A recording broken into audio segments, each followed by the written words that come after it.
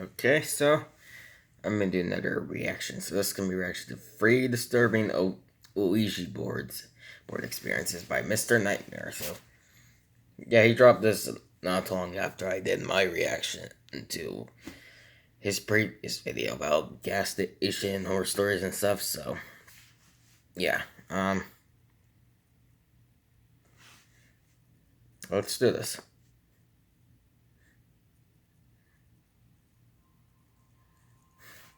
I don't like Ouija boards.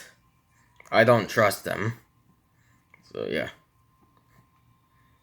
A surprising amount of people have Ouija boards just sitting in their closets somewhere collecting dust, and most people probably have never even used them. I found out what Ouija boards are when I was 16.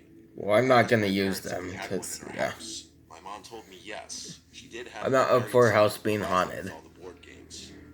That closet was in the basement by the laundry room. 1 second. Okay, so yeah, Small closet with a bunch of my I know there's multiple people take Ouija boards seriously, which I don't blame them. I kind of do as well. You know, I don't believe in ghosts or, I don't believe in ghosts or poltergeists or just any kind of ghost in general. I believe in demons at least. So, yeah. old stuff. I was intrigued to try using a Ouija board because I was slightly superstitious. No. I had my mom help me dig through this closet. If you bring the Ouija board around me, the fiends gain thrown to a river. And lo and behold, eventually she finds Just play like apples to apples or flipping Yahtzee or had two hands holding the Monopoly or Boggle or something. The box was kind of falling apart on the edges, even though my mom said they'd only used it a couple times ever. The first thing I did was text a few of my friends to come use the Ouija board with me that weekend when I'd be home alone, to make it scarier. My friend Liam, who was 17, had a car, so he picked up my friend Jack and they came right over. It was like 9 p.m. It was dark out, obviously, and my parents were gone for a couple nights. My younger brother of 2 years, Adam, was also home, so I asked him to join as well. We were going to play on the floor in the loft, which was converted into my bedroom. We turned off the lights and then turned on a flashlight and put it on the floor in the corner of the room, pointed towards the board. All four of us sat on one side of the board and we held the planchette and started asking questions. None of us had ever done this before, so we asked basic questions. I said, if there's someone there, move the planchette. Then, for the first time, it started to move to the word yes. Adam asked, how old are you? And the planchette moved from the number 6 to 7. 67. Okay. We looked at each other. While I suspected one of them were moving it, and I'm sure the others did too, we all played along and didn't break immersion. We took turns asking questions. Eventually, I asked the board, are you a demon? The planchette went to the word yes. At this point, we all laughed and broke immersion, knowing one of us was messing around. No, it's not. At that moment, the flashlight turned off, and all of us stopped laughing and got really scared. Who did that? Someone asked. But it was clearly none of us. The flashlight was all the way in the corner. I crawled. Yeah, if you open the Ouija board, count me out. So I'm not doing it. Okay. I turned on my bedside lamp. And if my house gets haunted, it's your fault. My friend's and brother's face. I said that was the most terrifying moment for the battery to die. But also, part of me believed it wasn't a coincidence. It's not a coincidence. After that moment, and we even left my room and went to the backyard just because we were all freaked out being in the house at that moment. I had to sleep in that room that night, though. And when my friends left and Adam eventually went to sleep, I knew I had to as well. I put the Ouija board back in the box and brought it downstairs out of my room. I just felt weird sleeping in the same room as it that night. As soon as I turned off the light, I just tried to go to sleep right away, not sitting on my phone for an hour or whatever, like I usually do. As I was starting to finally drift off into a half-sleep state, something in my closet fell over. I immediately rose up and looked in the direction of the closet door. I flicked on the bedside lamp and walked over to the closet.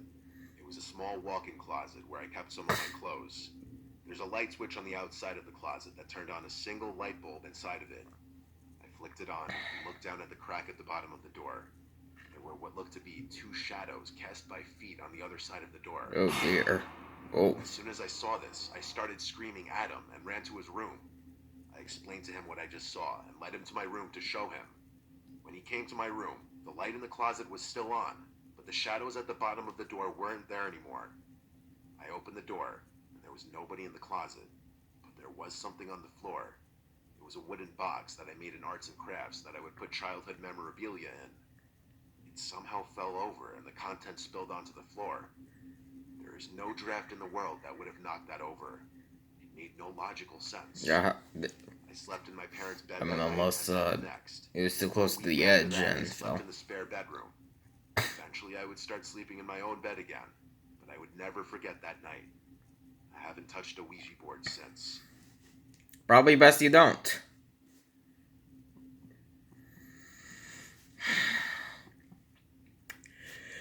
I had never used a Ouija board until I was in my mid-20s. It was never something that interested me, but my friend George was very briefly talking to this girl who was into that sort of thing. Her name was Mandy. She was into exploring abandoned and allegedly haunted places. One day he That's invited something me I to would go never with do. her friend to this apparently haunted abandoned house about a half I hour would only drive explore an away. abandoned place if I Guaranteed had the someone invite else was with cute me. in order to entice me to go. I didn't have anything going on Like, that maybe night, at least so I like said, 10 why not? people or something. We would be doing this late at night. George picked me up first around 11 p.m. and then we drove. I'd to also pick have up a the girls weapon from with the me, park. because I had you don't already know met who's Mandy going once, to show up. not her You don't know friend. who's going to be in there. Her friend Carly had red hair, a nose ring, and sleeve on her right arm. Mandy had already been to this house before, and she said it was high in activity, a term I'd never heard till that point, but obviously could put together what she meant. I smiled a bit as she said it, because I honestly laughed to myself. I don't believe in the paranormal myself, so I found it a little humorous. Mandy brought this big bag with her, so during the drive I asked what's inside, and then she goes and pulls out this box, a Ouija board box, and then she pulls out a candle. Then George said, "Oh, that's the surprise." Apparently her surprise to George was that we would be using a Ouija board in this abandoned house. I'm gonna be What the honest, flip? that didn't sound super fun to me, but I was there for the adventure. Mandy directed George where to park when we got close. It was this really dark street with no streetlights, with an open field on one side and trees on the other. The house driveway was gated off, so we had to walk from there. We walked through some woods that led us to the backyard of the house. From there, Mandy led us to the back window that she climbed through last time. It was a bit high up, so we had to help the girls up, and we just climbed in ourselves, and we walked around the house for a bit. All the furniture was still inside, but it was just decrepit. It hadn't been lived in for probably decades. I don't scare easily, and I must admit, being in there at night was very eerie. It would probably be terrifying alone. It was dead silent besides our footsteps on the creaky floors. There were some old portraits of people hung on the wall. They looked like they were taken in the 50s, which made me wonder how old this house was and what was the story behind it. Most likely the couple living there died and there was no family left to claim the house. Mandy set up the board on the floor and she lit these two candles. I could tell she was really into this stuff. She took lead with this, asking a bunch of spiritual questions. The planchette piece didn't move for the first few questions. What kind of a She Ouija kept board asking, is "Is that? anyone Seriously. there? Can anyone hear?" etc. Eventually, it started to spell out the word hello. I laughed and looked at George, who laughed back. But the girls were serious and even said stop laughing. Out of respect, I did stop smiling and put a serious face on. Mandy asked, "What's your name?" And the planchette moved around the board slowly to spell out the name Gregory. She then asked, "How long have you been dead?" And then it moved around to spell out 30 years. I didn't believe any of this for a second. I knew Mandy or Carly were doing this. This went on for some time, and we played along, until there was a huge thump from upstairs in the house. We all jumped and let go of the planchette. George said, "Is someone up there?" And Mandy insisted it could be Gregory. Mandy and Carly put their hands back on the planchette and asked, "Gregory, did you make that sound?" And George and I stopped her and said, "We need to leave if someone's upstairs." Then we watched as the planchette moved to the word yes. At this point, George and I were convinced the girls were pranking us, and that they had someone upstairs trying to scare us. And we No, heard they don't. footsteps above us. There was no denying these sounds were footsteps. George and I agreed to go upstairs and check it out, expecting to find someone trying to prank us. The girls kept saying, "No, come back down." We went up the extremely creaky steps and entered the first open door we found. The first footstep I hear in an abandoned place is Everything in the room is was the extremely decayed. last time I'm being in there. There was this door. I don't right care in how the many. corner of the room. I don't care if it's been like Most likely a 1 closet. second. I'm not It's standing cracked there. open, and we whispered to Could each be a other, killer. "Oh, we heard Could be a something in the demon. closet." You never know. I put my finger up to my lips to tell him to be quiet, and we listened. And we heard a clear exhale behind the door. We both quickly left the room. We hurried downstairs, expecting to find the girls still in the living room, but they were gone. The candles, the Ouija board, everything. There was just darkness in the house now. We didn't even hear them sneak out. We left through the window again in a hurry and ran to the car. George tried calling Mandy's phone multiple times, but it went straight to voicemail every time. She blocked him. They were nowhere to be What? found either. We went straight to the car and drove home. George never heard from that girl again. He only hung out with her 2 times. He didn't know where she lived or anything. We did form our own crazy theory that they were in fact trying to trap us somehow, and the footsteps upstairs were from somebody they knew. It's also possible they never left the house, and that they were hiding somewhere inside. The more superstitious out there may believe that we did in fact speak to a spirit though, and something more supernatural was going on. Yeah, what the flip?